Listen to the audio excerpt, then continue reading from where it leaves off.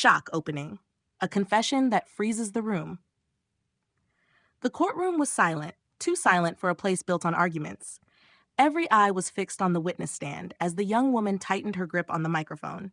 Her knuckles were white. The judge leaned forward. The jury stopped breathing. Even the bailiff shifted uneasily, sensing something was about to break. Then she spoke. What I'm about to say will sound impossible. A murmur rippled through the room. Her lawyer stiffened. Across the aisle, the opposing counsel frowned, already preparing objections that never came, because no one dared interrupt what followed. She didn't save me because I prayed louder than anyone else, the woman continued, her voice trembling but steady. She saved me because I had nothing left, and when everyone else turned away, the Virgin Mary appeared. The words landed like a thunderclap. Some jurors exchanged startled glances. One woman instinctively crossed herself. A man in the back scoffed under his breath. The judge's gavel hovered in midair, uncertain whether to strike. This was not testimony anyone had prepared for. This was not evidence that fit neatly into files or exhibits. Outside the courthouse, reporters were already gathering, unaware that the story unfolding inside would soon ignite headlines across the country. Hours earlier, in a dim hospital room 3 floors above the emergency ward, doctors had quietly agreed there was nothing more they could do. Machines beeped in tired rhythms. A nurse lingered longer than necessary, unwilling to be the one to turn away.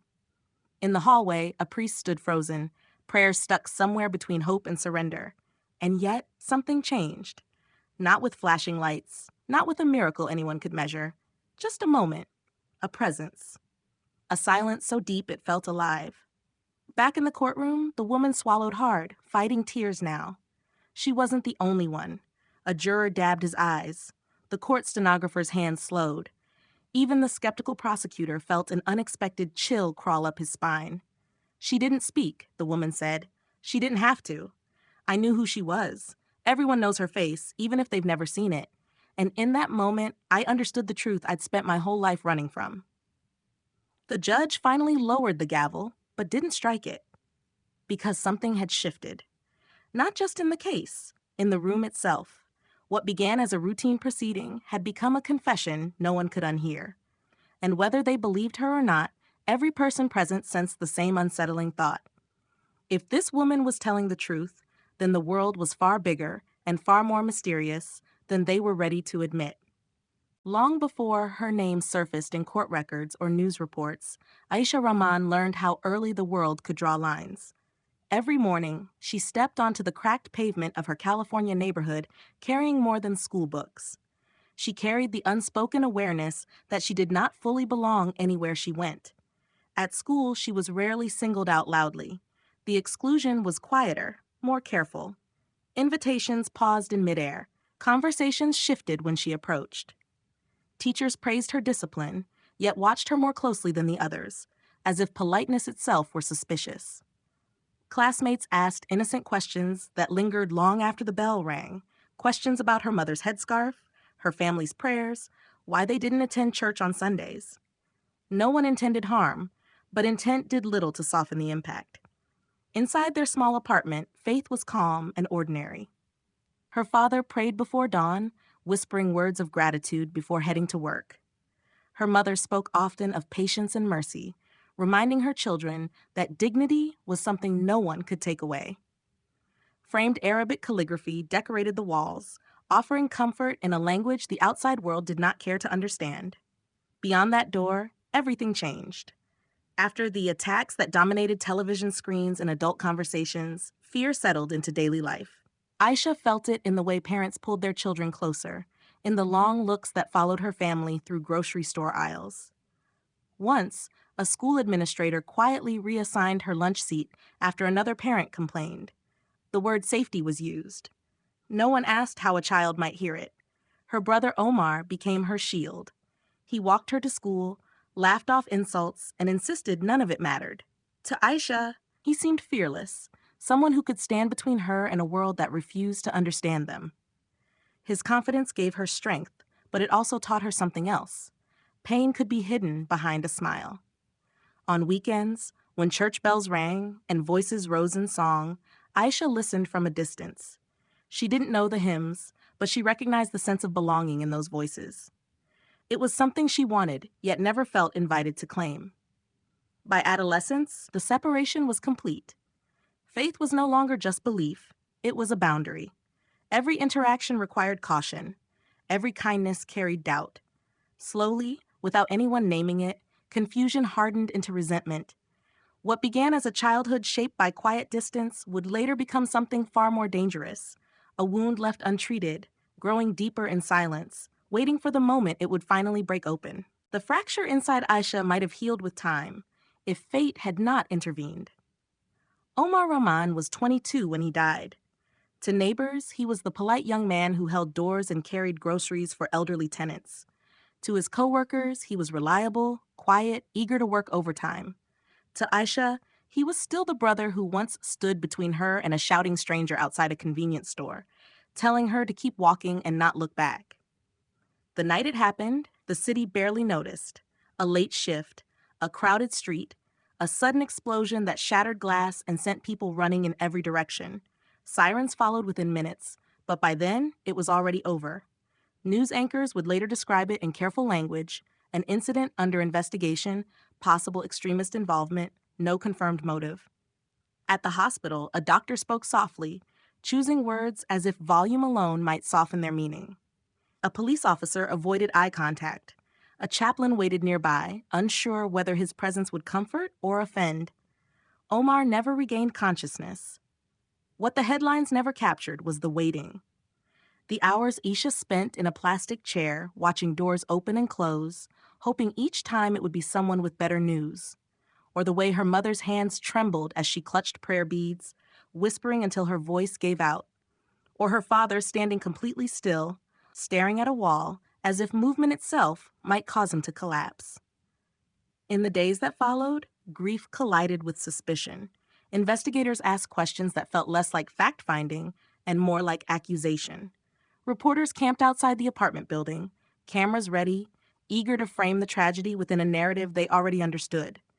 Online comments filled with assumptions, anger, and blame, most from people who had never met Omar and never would. At the funeral, two communities stood apart. Some offered condolences from a distance. Others stayed away entirely. Aisha noticed who came, who didn't, and who watched from across the street as if attending carried a risk. That was when something inside her hardened. Omar's death was ruled an unfortunate consequence of violence no one could clearly explain, and that uncertainty became unbearable. Without answers, grief searched for a target. Faith, once a source of quiet endurance, became tangled with anger. Every symbol felt loaded. Every church bell sounded less like a call to prayer and more like a reminder of who was protected and who was not. No one told Isha to hate. It arrived on its own, disguised as justice, fed by silence and unanswered questions.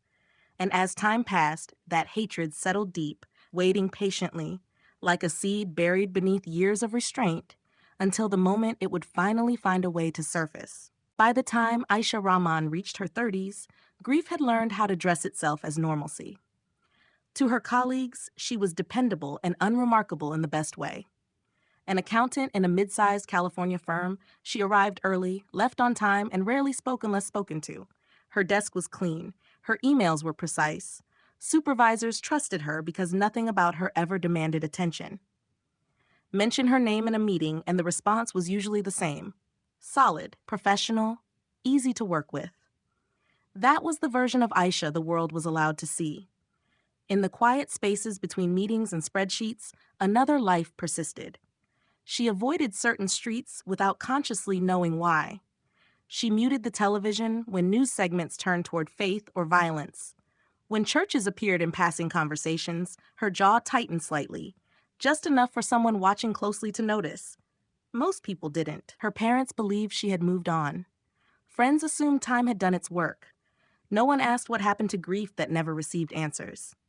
At night, the past returned without permission. Omar's voice echoed in half-remembered dreams. The hospital hallway reappeared in fragments: bright lights, the smell of antiseptic, the sound of shoes against tile. Sometimes she woke with her heart racing, convinced she had heard an explosion, only to find the apartment silent.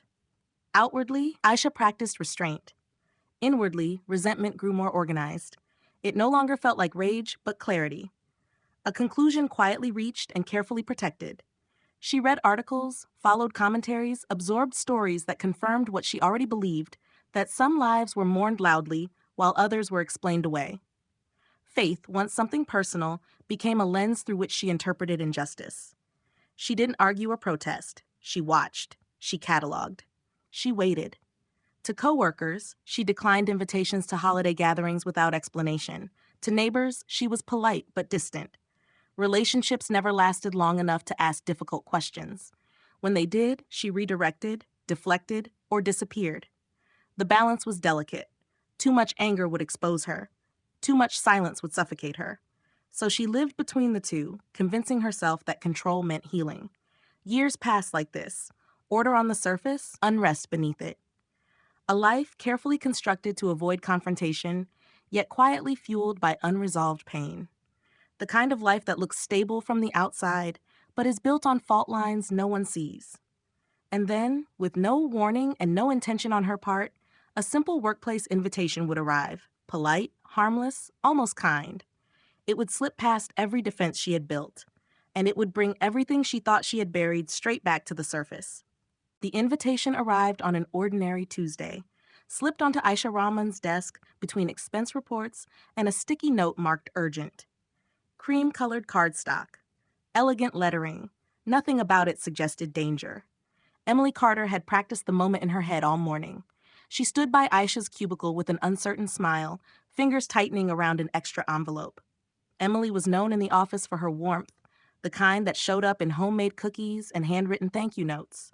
Inviting everyone mattered to her. Excluding someone felt wrong. "I'm getting married," Emily said softly, as if sharing a secret.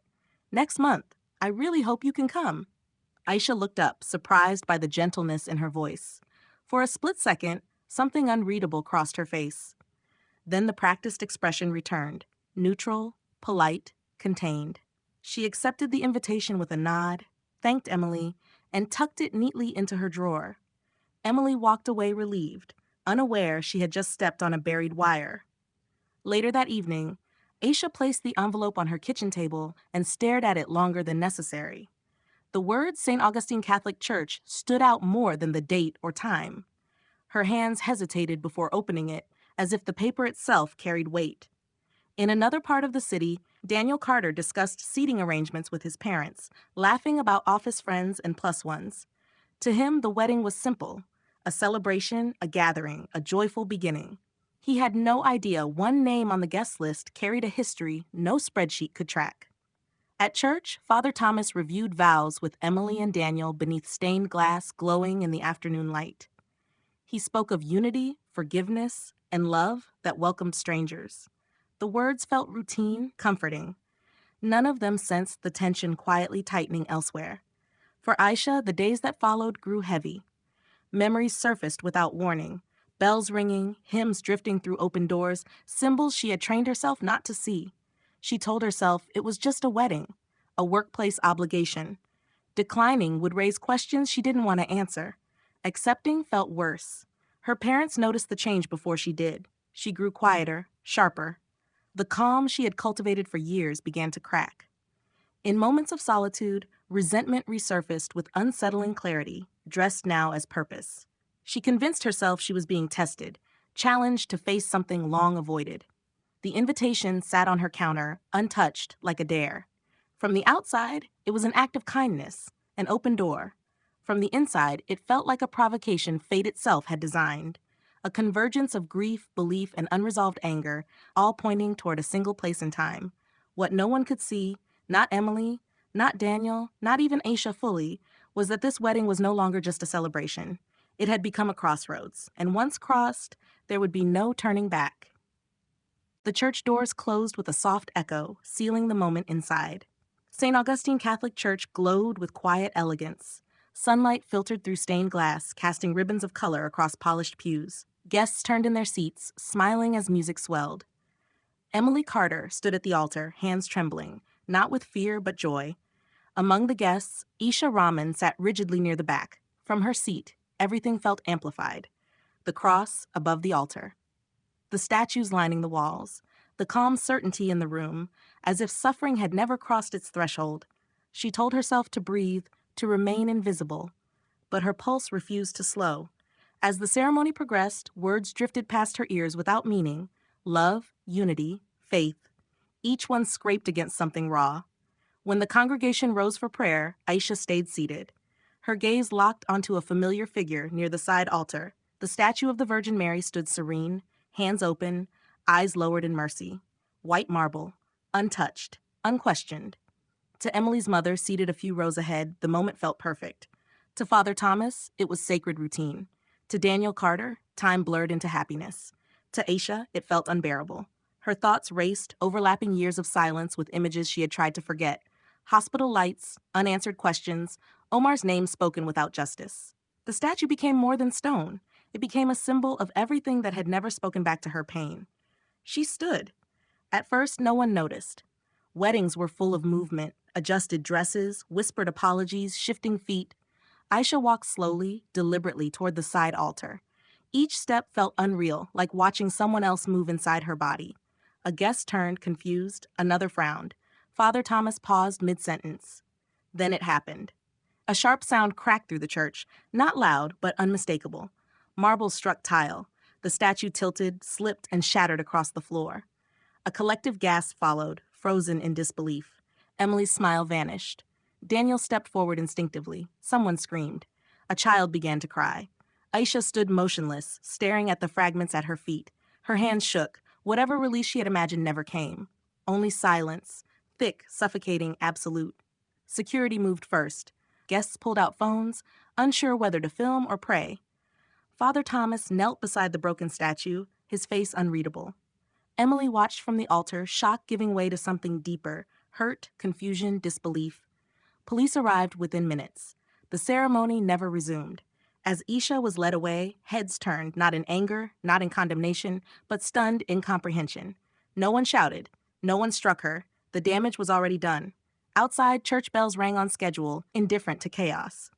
Inside, faith lay scattered across the floor in pieces, and in the space between broken stone and broken silence, a single truth emerged. This was no longer an act of protest or rage or defiance. It was the moment everything Aisha had buried finally collided with the world. And nothing, absolutely nothing, would ever be the same again. The holding cell smelled of disinfectant and cold metal. Aisha Rahman sat on the narrow bench with her hands clasped tightly in her lap, long after the officer had closed the door. The echo of the lock lingered, louder than the noise outside. For the first time in years, there was nowhere to retreat, no role to play, no silence to hide behind. Across the station, an officer filled out paperwork, pausing more than once to glance toward the cell. He had seen anger before. What unsettled him now was the absence of it.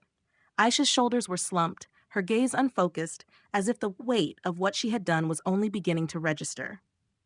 At the church, Emily Carter sat in a side room, still wearing her wedding dress. The lace felt heavy now, foreign against her skin. Family members spoke in hushed tones, offering comfort that barely reached her. She replayed the moment over and over, the sound of stone breaking, the way the room seemed to collapse inward. Confusion fought with hurt. Anger never fully arrived. Father Thomas remained behind after the guests left. He knelt beside the shattered pieces of the statue, carefully gathering fragments into a cloth. Each piece felt colder than it should have. He said a prayer not for the church, but for the woman who had stood before it, hollow-eyed and shaking. Back in the cell, the adrenaline drained away, leaving Aisha exposed to something far worse: clarity. The image of the Virgin Mary's face, once whole, now broken into unrecognizable pieces, burned in her mind. The act she had imagined would release years of pain had done the opposite. It stripped her bare. Her breathing became uneven. Tears came without warning, sharp and uncontrollable. She wasn't crying for arrest or shame. She was crying for Omar, for the child she had been, for the years she had spent feeding something that had finally consumed her. A female officer offered a cup of water, her voice steady, professional. "You're safe here," she said, unsure whether the words would help. They didn't. Time moved strangely in the cell. Minutes stretched. Sounds blurred. Somewhere nearby a phone rang. Somewhere else, someone laughed. Life continuing with cruel indifference. For the first time, Aisha felt something she hadn't allowed herself to feel since her brother's death: regret without defense. No justification, no narrative, just the understanding that the destruction she carried inside had spilled outward and hurt people who had never harmed her. The cell light buzzed softly overhead. In that sterile, unforgiving space, the certainty she had clung to for years collapsed completely. Hatred, once sharp and purposeful, revealed itself as empty. What remained was fear, not of punishment, but of the realization that nothing she had done had brought Omar back, healed her pain, or given meaning to the loss. The night stretched on, and for the first time since childhood, Aisha was alone with her conscience, unprotected, unarmed, and finally unable to look away. Morning light crept into the station through high, narrow windows, indifferent to what the night had undone. Aisha Rahman barely noticed it. She sat where she had been left, exhausted beyond sleep, eyes swollen, hands trembling less now, not from calm, but from emptiness. The officer at the front desk looked up when two visitors arrived. Emily Carter entered first, no longer in white, her wedding dress replaced by a simple coat that still smelled faintly of incense. Father Thomas walked beside her, collar visible, expression steady but unreadable. The request they had made an hour earlier had surprised everyone, including the officers who processed it. They asked to see her. When the cell door opened, Aisha looked up instinctively, bracing for judgment. What she saw instead did not fit anything she had prepared for. Emily stood still, eyes fixed on her, not with anger, not with fear, but with a quiet sadness that felt heavier than accusation. Father Thomas nodded gently, as if acknowledging a shared human failure rather than a crime. No one spoke at first. The silence stretched, fragile and deliberate. An officer remained nearby, arms crossed, ready to intervene if needed. He never did. Emily was the first to move. She stepped closer to the bars, hands folded tightly together. "We're not here to press charges," she said, voice low but clear.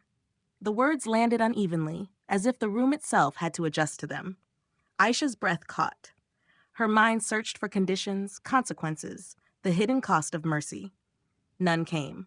Father Thomas spoke next, not in sermon, not in reproach. He spoke as someone who had spent the night gathering broken pieces. He said forgiveness did not erase harm, but it could stop harm from spreading. He said what was shattered could still teach something about grace. Emily listened, then looked back at Aisha. "I don't understand what you're carrying," she said, "but I know what it feels like to lose something in an instant." Her voice faltered, just briefly. "I don't want this to be the end of anyone's story." Something inside Aisha gave way, not violently, but completely. Tears returned, quieter this time. She lowered her head, unable to meet Emily's eyes, as if mercy itself were too bright to face. The officer shifted his weight, unsettled. He had seen apologies. He had seen anger. He had never seen forgiveness offered so plainly. Before leaving, Father Thomas made a request, 3 of them, spoken carefully without pressure. Repair the damage, speak openly, across faiths, and most of all, face the wound that had led her there. Emily nodded in agreement, then turned to leave. At the door, she paused, looking back once more, not at the bars, but at the woman behind them. For the first time since the statue fell, Aisha felt something unfamiliar settle into the space where hatred had lived. Not relief, not peace, but the unmistakable beginning of it. And in that quiet exchange, unrecorded, unseen by cameras, something changed. Not because stone had been broken, but because mercy had refused to be. What followed never made the news the way the incident had. It began quietly, almost awkwardly, with a small gathering in the church basement weeks later. Folding chairs, coffee and paper cups, a circle of people who did not usually share space. Catholics, Muslims, skeptics, neighbors who came only because someone they trusted asked them to listen. Aisha Rahman sat near the edge, hands folded, speaking little. Father Thomas moderated gently. Emily listened more than she talked. No one called it a miracle. And yet, things began to happen. A man from the neighborhood, known more for his addictions than his attendance, returned the following week sober, insisting something had shifted after that first meeting. A woman who had stopped coming to church after her divorce asked to help restore the statue, not out of devotion, she said, but because it felt unfinished. A nurse from the local hospital mentioned a patient who had stabilized unexpectedly after weeks with no progress, asking for prayer without knowing why. None of it was dramatic enough to prove. None of it could be measured. Still, the story spread. At night, Father Thomas received emails he didn't know how to answer. Different people, different homes, the same detail repeated with unsettling consistency. A woman in white, silent, unmistakable. Some described her face clearly, others could not. All agreed on one thing. She had not spoken, yet the message felt undeniable. Pray for the woman with the wound. Emily heard it too, from friends she trusted, not to exaggerate. A coworker mentioned a dream that felt more like a memory. An elderly parishioner claimed she woke with a peace she hadn't felt since childhood, convinced it was connected to forgiveness offered, not received. Even Aisha could not escape it. She began to notice changes she could not explain away. A heaviness that had lived in her chest for years loosened without warning. Dreams of Omar no longer ended in violence, but in silence, calm, unsettling, unresolved. One night she woke convinced someone had been standing nearby, not watching, not judging, just present. She told no one. Skeptics remained skeptical. Some dismissed the stories as coincidence, others as collective emotion searching for meaning.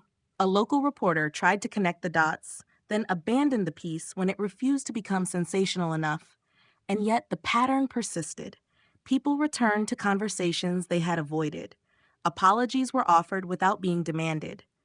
Old conflicts softened at the edges. Nothing flashy, nothing undeniable, just enough to make certainty uncomfortable. When the new statue of the Virgin Mary was finally completed, those who attended the quiet blessing noticed something strange. Not in the marble, but in the room. The tension that once divided it was gone. In its place sat people who had once stood apart, unsure how they had arrived there together. No voice announced a miracle. No sign confirmed belief. But for those who witnessed what followed forgiveness, who felt something shift without explanation, the question was no longer whether miracles existed. It was whether they had been expecting the wrong kind all along. The new statue was unveiled without ceremony. No cameras, no speeches, just a quiet gathering inside St. Augustine Catholic Church as afternoon light spilled through the stained glass. Softer now, less demanding. The plaque beneath the marble bore a simple name, Our Lady of Mercy and Reconciliation. Those who stood before it came from different directions. Families who had worshipped there for generations, neighbors who had once kept their distance, visitors who carried faith in unfamiliar forms. They did not stand apart this time. They stood together, uncertain, attentive, changed. Asha Rahman remained near the back, as she always did. Her posture was different now, not guarded, not defiant. When the prayers ended, she stepped forward slowly and placed a single candle at the base of the statue. She did not cross herself. She whispered a prayer in Arabic, voice barely audible, meant for someone she loved and lost. No one corrected her. No one needed to. Emily Carter watched from a few steps away, hand resting lightly on Daniel's arm. What had begun as the worst day of her life had become something she never expected, an opening. Not closure, but continuation, the kind that requires patience. Father Thomas observed it all in silence. He had learned that reconciliation rarely announced itself. It arrived quietly, in choices repeated over time, in people who stayed when leaving would have been easier. Outside the church, life continued. Traffic passed, phones buzzed, arguments waited to be had. The world was no less broken than before. But inside, something had shifted permanently. What was once an act of destruction had become the starting point of an unexpected bond. Hatred had been confronted, not with force, but with mercy. Faith had been tested, not by doubt, but by forgiveness. No one claimed everything was healed. But something was. And in the space where bitterness once lived, a fragile, enduring truth had taken root. Grace does not erase pain, it transforms it. Sometimes not all at once. Sometimes just enough to let people stand in the same room again, breathing the same air, believing that reconciliation is possible. If this story moved you, if you believe that even the darkest moments can become vessels for light, then stay with us. Subscribe to Mary's Light in the Darkness, where stories of faith, forgiveness, and quiet miracles continue to unfold.